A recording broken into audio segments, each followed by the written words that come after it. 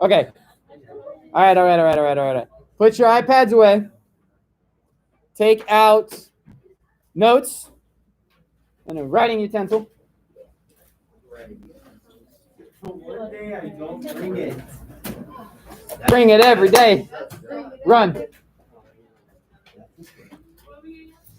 Notes and a writing utensil. Notes and an ink device. Notes and a pencil. Your notes and something to write with.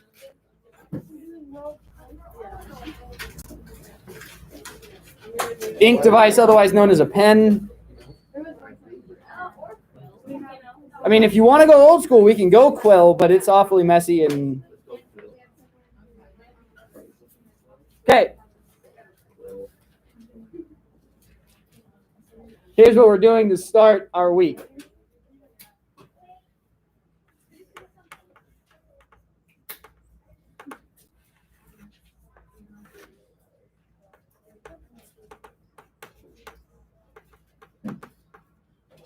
On one side, I want you to tell me no resources. Just write down as much as you can remember about ancient Greece. Preferably not fictional.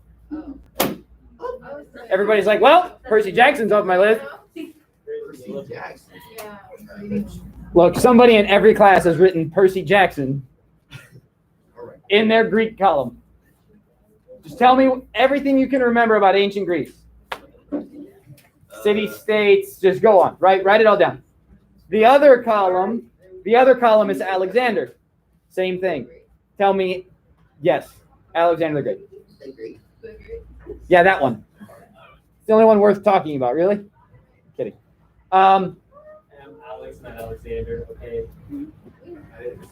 But still. Everything you know already about Alexander the Great. So one column is everything you can remember about ancient Greece. The other column is everything you can remember about Alexander the Great. Go. Quietly, write down as much as you can. We'll talk about it in a minute.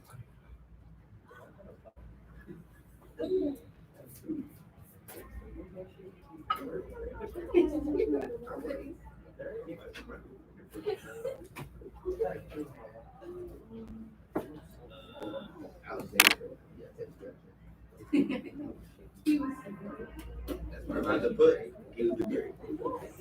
He was great. He was great. He was great. But wasn't the GOAT. He wasn't the goat. I think was he young?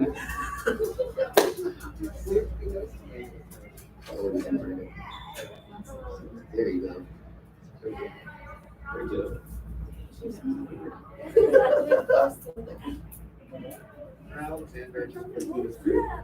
That's a good start. Yeah, put more. Let's go. DC. All right. What about you said? Okay. Can you tell me more about those two? I don't know.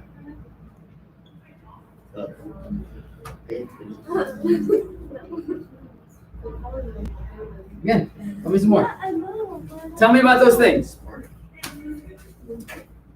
Anyone have the charges? Yeah. Greek city state. Athens. I'm Sparta, Corinth.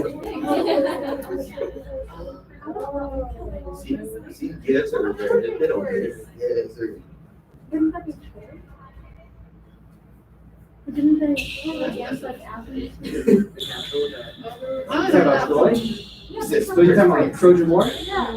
It involves Greece. It involves Greece. It involves all of the Greek states. Because they all teamed up to take down Troy. Say what? We lost, bro. On Troy.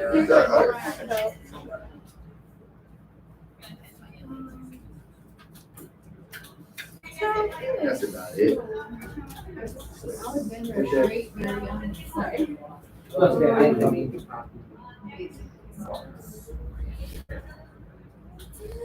Ooh.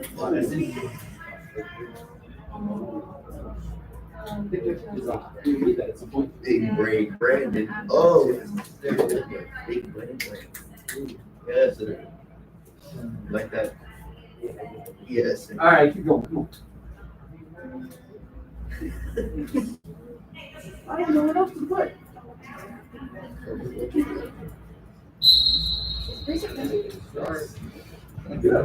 Yeah, it is.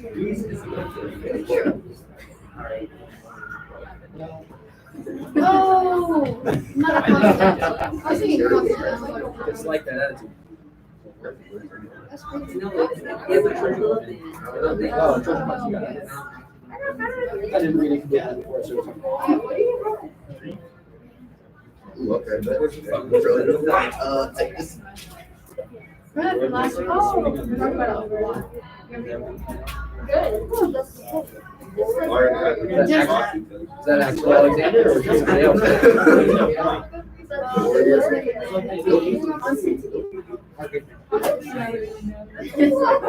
wrong now. And that's like 600, 700 years after Alexander. Even I don't know. I didn't really learn a lot. Yes, but remember a little bit older. 7th grade was the 1 year actually. Eighth grade. 7th and 8th grade was the Last year, John Green. Yeah, John Green was a teacher. Also found out that it I knew. All right then. Yeah, he's the one who wrote The Fault in Our Stars. What? Why did I say that the exact same line? Never read it. Something stars. I don't read fiction. A dog's purpose. Oh, what? That one made me cry. No, Fault in Our I Stars. like books like Don't read fiction. I never cried.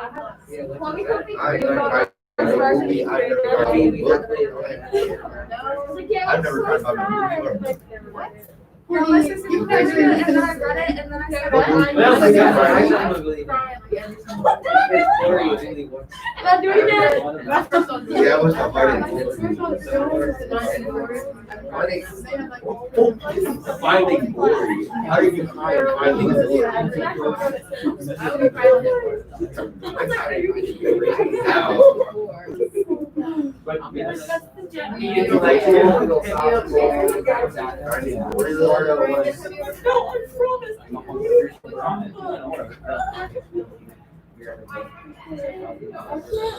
Actually, I did. What? Wonder? You trying Wonder? Brandon. It's sad. Wonder that. Something got like really hurt me. No, but like, Yeah, I know, like emotionally. Like emotionally. That hurt me. That movie really hit me like that for me to cry. Sports one. Especially basketball, they're passionate Hey! What if I get mad? You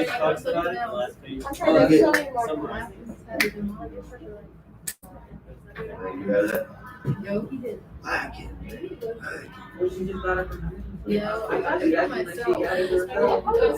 Bro, say, hey. She is cheating. Why are you cheating? It's supposed to be a regular. Why are you cheating? You were cheating. So wait a minute, does that mean like nobody else before them had architecture? No. That's what they. I put columns. I put you put columns. I put columns too. I had a bird. Okay, but do you remember? I had this way before you. I don't know what y'all talking about. I'm sure the ancient Greeks would love to know that they're being remembered in this class by columns. Cheating. Cheating. All right, Especially her. ready? Some of us are like, yes, please. All right. Hang on. Cheaters never Before we get into the lists, guys.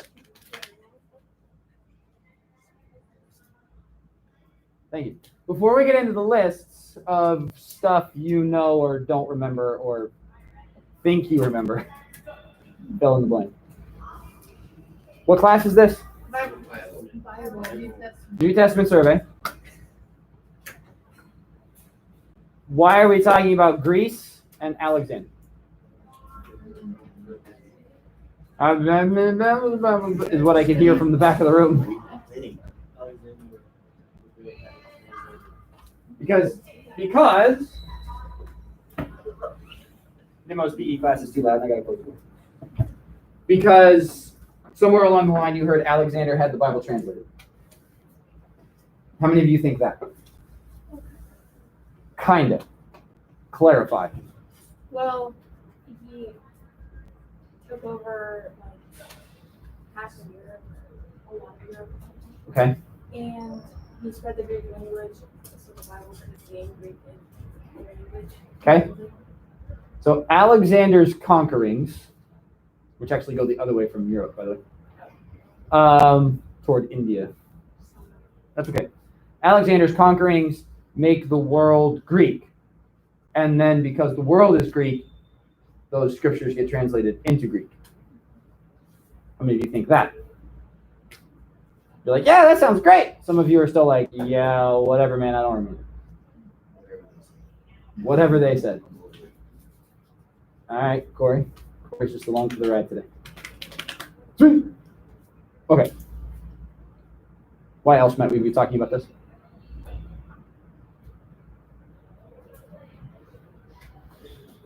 What were the first two passages of scripture we spent time with?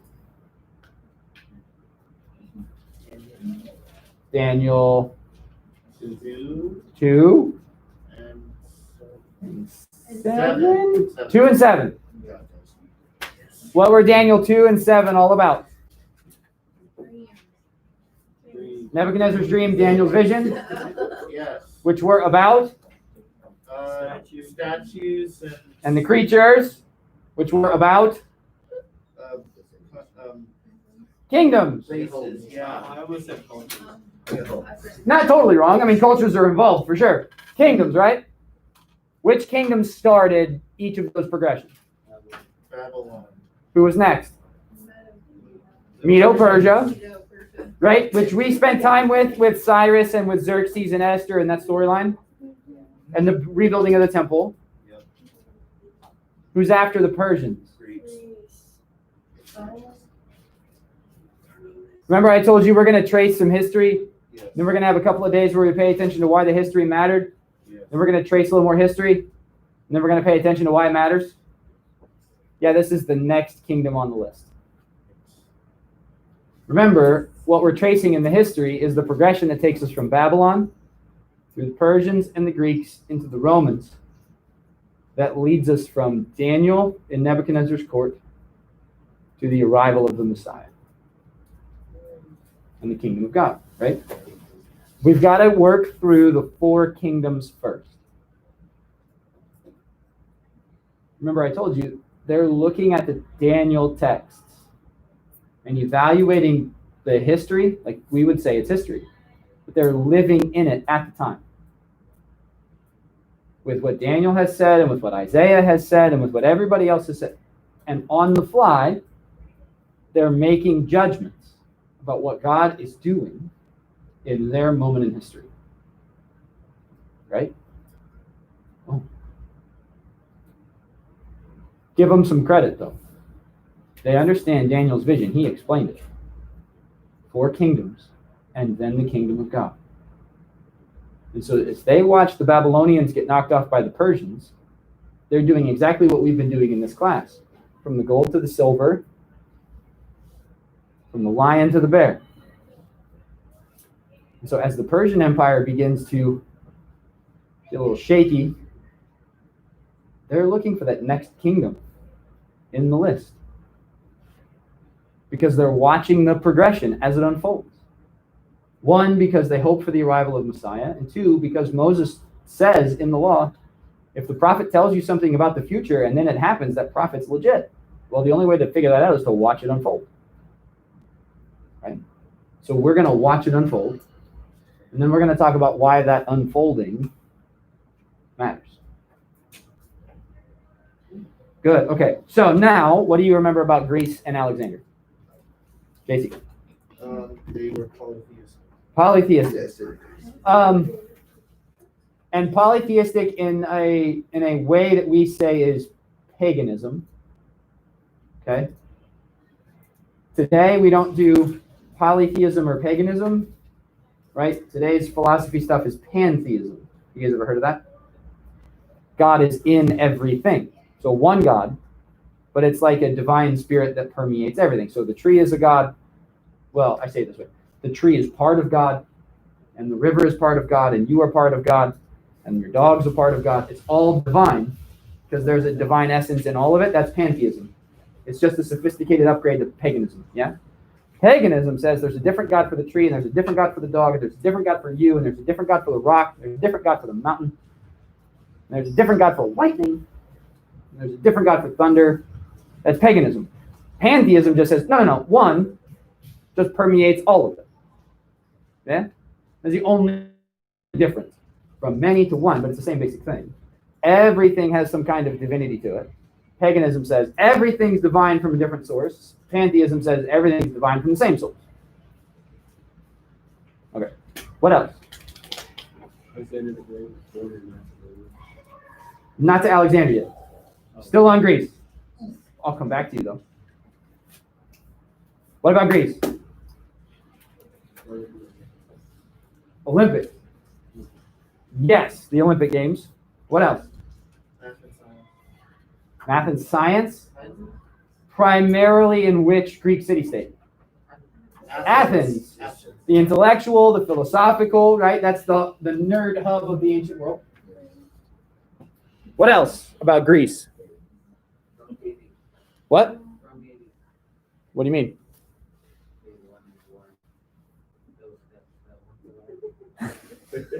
Yeah. Yes, sir. They won a war. Yay! Yes, sir. Fair enough. Okay, somebody else. Yes. This kind of goes in the polytheistic Greek mythology. Yeah. Greek myths, which would have explained the various gods and their responsibilities and all. Okay. No? She's like, maybe? Athens was considered, the smart city-state, which is where Athena came from, which is the goddess of wisdom. Yeah. And then Sparta was considered the battle Yep. city-state. Yeah. So, Right. So Athens, the philosophic hub of the Greek world. Sparta, come home with your shield or on it, which is actually the last thing Spartan wives would say to their husbands when they went off to war, or their sons, by the way. Come home with your shield or come home on it. Yay, Sparta. Yes, sir. Athens had a democracy. Democracy. Sparta is a monarch, right? Sparta gets a bad rap. It's not as brutal and as gruesome and as nasty as we think it is.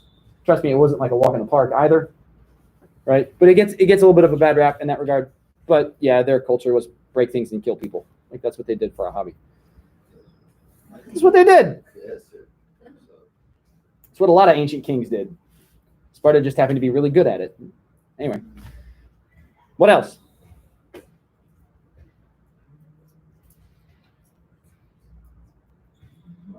The Greeks built a horse, Trojan horse, to end the war with Troy, Yes. right? So Achilles and Hector. Hector, the Trojan hero, Achilles, the Greek hero, right? You guys, he got an arrow into the heel, right? And that was the only place that he could die. So apparently an arrow to your Achilles tendon kills you. That was in the Greek storyline. Anyway, okay. In what story do we read about this Trojan War? Iliad's Roman. The Odyssey, Odysseus, right? Starts with the Helen. Where's Helen from, by the way? She's not from Troy. Oh yeah, she married. Nah. No. Helen is the Spartan queen. And the prince from Troy visits Sparta and then leaves with Helen to go home. Unless you're Agamemnon, who's the king of Sparta, and married to Helen, in which case, no, sir. That ignites the Trojan War. That's the whole reason that Troy and Greek city-states get into this conflict. Is because Agamemnon, the king of Sparta, says, hey, dude took my wife. And everybody goes, that's not cool. Let's go get him. That's my favorite book. There's a lot of maturity there, but that's what starts the Trojan War. Okay, anyway. I'd be really close to doing something very similar, by the way. What do you know about Alexander? Born in Macedonia. Is Alexander Greek? No, he's not.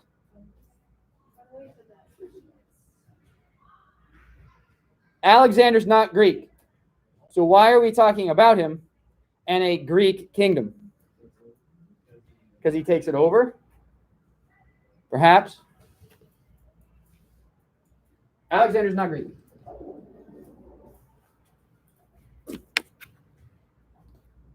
He's Macedonian.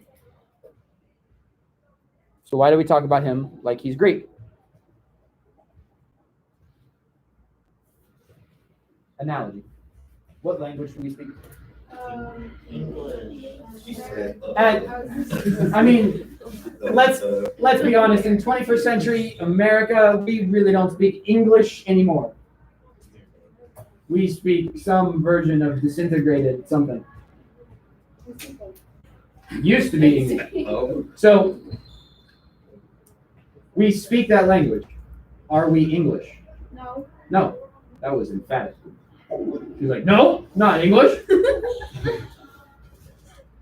Sorry, struck a nerve there. Wait, we're not English, but we speak that language. So you could talk about the English-speaking world, and the United States would be included in that. This is the same way we talk about Alexander being Greek. Alexander's not Greek, he's from Macedonia. But Macedonia is Greek-speaking and Greek culture. Like the United States is Greek-speaking.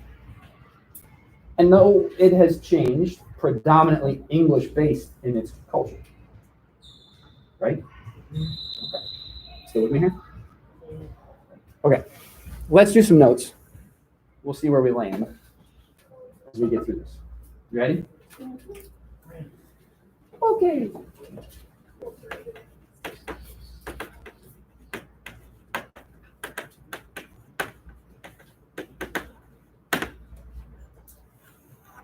Any good story in history deserves a good backstory. Today is backstory. Yeah? The last time we looked at dates on a calendar, we were looking at the 480s BC with Xerxes and the Esther storyline, right?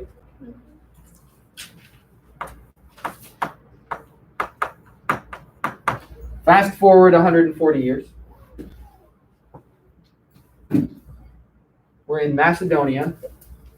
We are paying attention to a Macedonian king.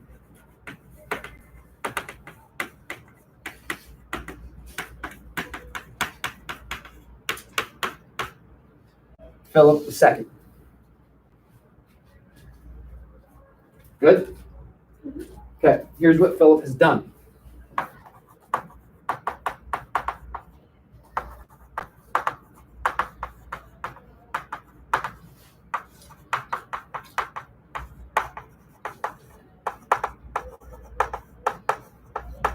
He's taken all of the Macedonian cities and united them into an empire. Because remember, Greeks had this tendency to do city-states. Your city gets its own little kingdom and governance, and yours gets its own little, and mine gets its own, right? And so what he's done is he's brought all of that together and claimed the top spot on top of the pile. Okay? In addition, in 340, he decides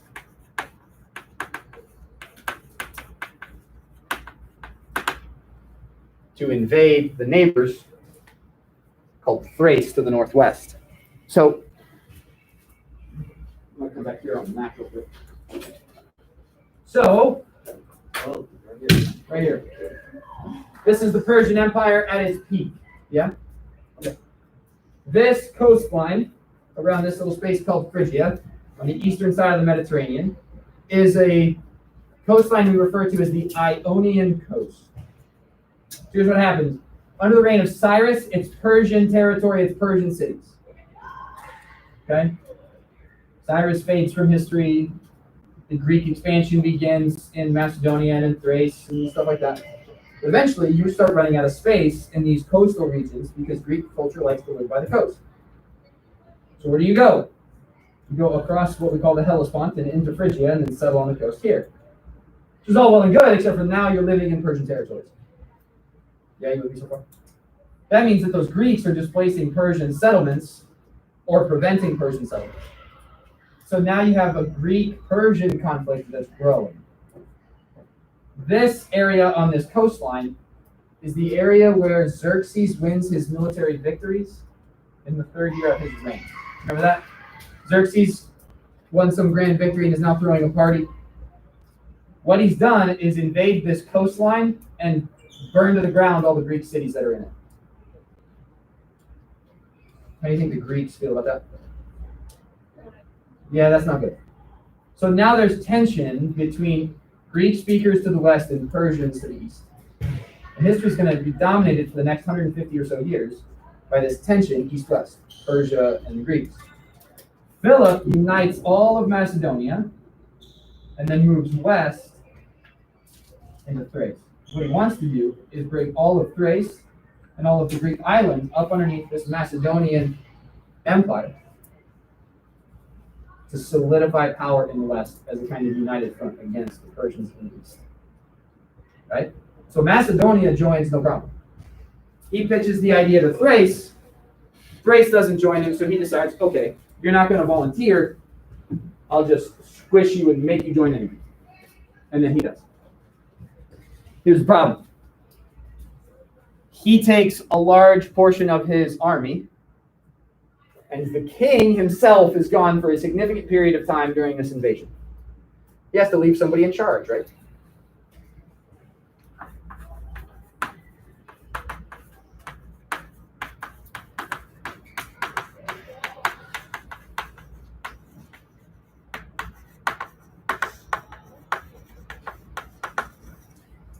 And so he names as regent his son Alexander.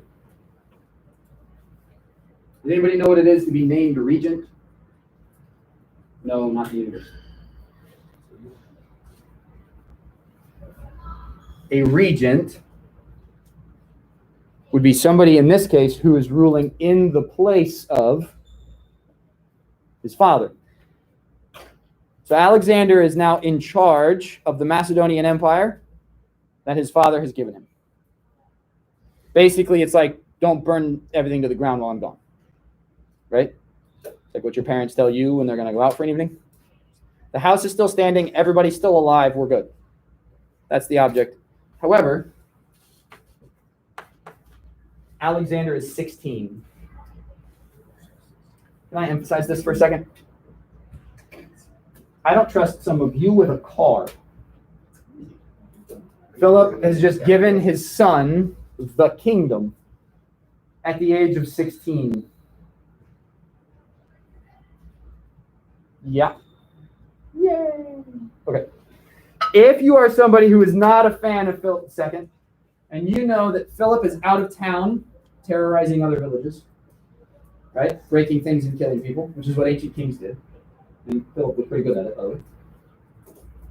And you want to take down Philip's empire, you recognize, hey, he's left his barely driving age son in charge of the kingdom. What are you going to do? Now would be the time to invade. Makes sense, doesn't it? Yeah. Smaller contingent of the Macedonian army for defense, and some young 16-year-old at the helm. Now is the time to invade. That is exactly what happens. Somebody invades Macedonia, and Alexander is in charge. Uh-oh.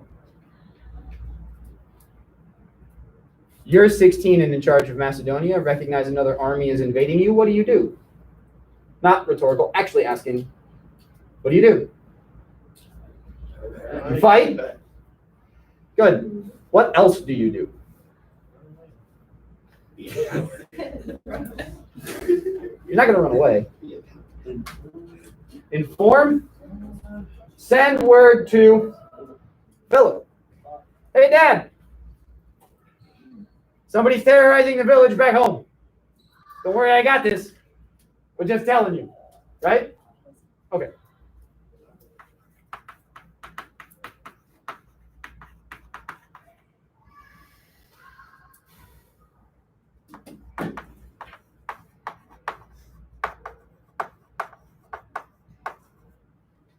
Alexander stops an invasion at the age of 16 with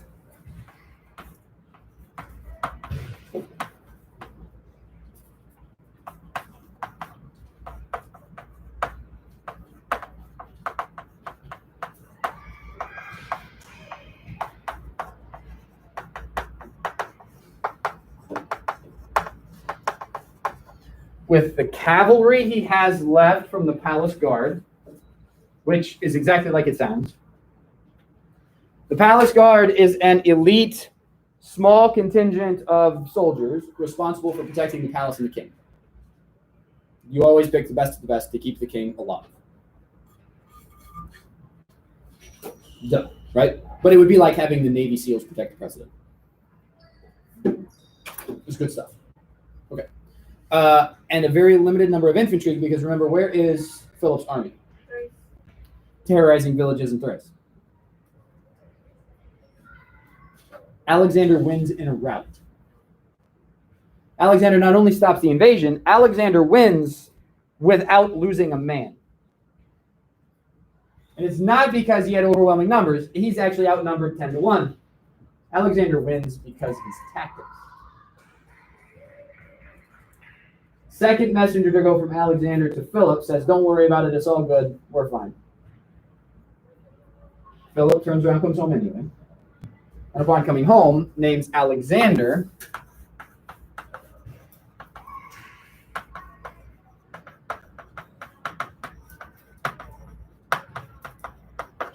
general of the cavalry.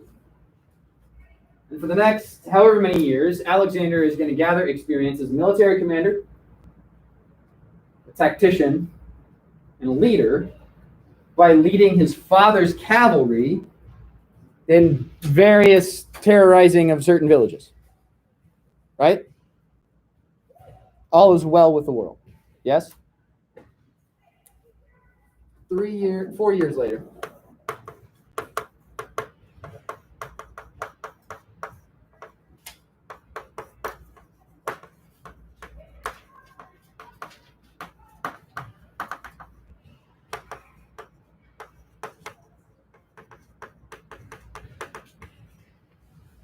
Philip II is assassinated by a nephew. Thinking cap on for a second. Philip's nephew is Alexander's cousin. So Alexander's cousin just killed Alexander's dad in an attempt to take the throne from Philip and from Alexander. Not recommended for the sake of family reunions. Just saying. Okay. So now there's a sequence of events that has to unfold. What is first on Alexander's list of things to do now? Kill my cousin.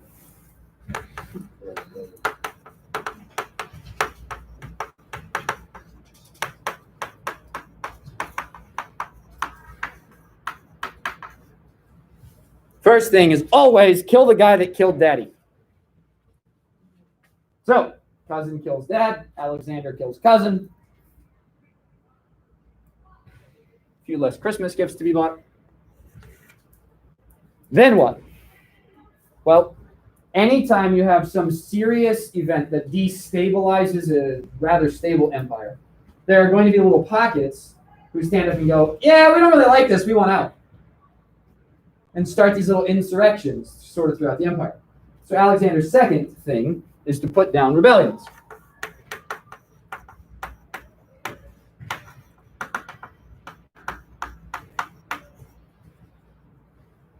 He goes and squishes a few people, gets the message across, reunites all of the empire, all is well and right with the world again. This process means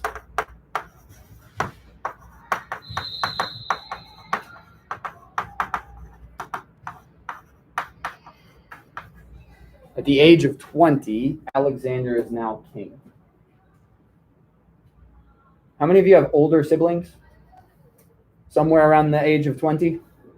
Mine's 17. You gonna trust your 20-year-old sibling with? No. I didn't even finish the question, and he's laughing and telling me no. No, you're not gonna trust your 20-year-old sibling with the empire. Just like I'm not gonna trust you at 16 with the empire while somebody else is doing something else. Are you following me so far? Point this. 1, Alexander is brilliant. 2, maturity level is a little bit different from that time frame to this time frame because real life concerns about survival and about leadership and about, dying are a little bit different then than they are now. Right? You with me so far? Okay, good. So, Alexander at the age of 20 in 336 is now king of the Macedonian Empire.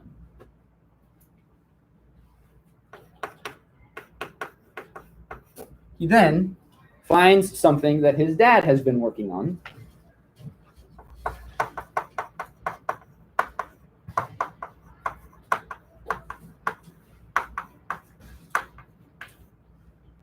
And it's a series of plans for a full-scale Macedonian invasion of the Persian Empire. Remember I told you there's this little Persian-Greek back and forth? Especially with those Ionian coastal cities. Here's what I left out. Somewhere in the reign of Xerxes, he makes it all the way to Athens and burns the city of Athens to the ground. Greeks rebuild it, and this Ionian coastal thing keeps going. So you've got Xerxes who's destroyed the city of Athens, and now you have a united Greek empire under somebody like Alexander, and all Alexander wants to do now is take down the Persian Empire. So here's what Alexander is going to dedicate his entire life to. From the moment Alexander becomes king and realizes his father's plans to terrorize the Persians, Alexander will, until the day he dies, make it his personal mission to wipe every inch of Persian territory off the map and make it Greek. Alexander's dream to make the world a Greek place is not so altruistic, like, oh, Greece is awesome, we should make everything Greek. Alexander's dream is to make the world not Persian by making everything Persian Greek. Because of what has taken place between the Persians and the Greeks for the last 140 years. Okay? Does that make any sense, guys? Here's what's going to happen. Within 2 years' time of 336, Alexander is going to launch a full-scale assault on the Persian Empire and systematically change the course of human history by doing so. Questions or concerns? Yay!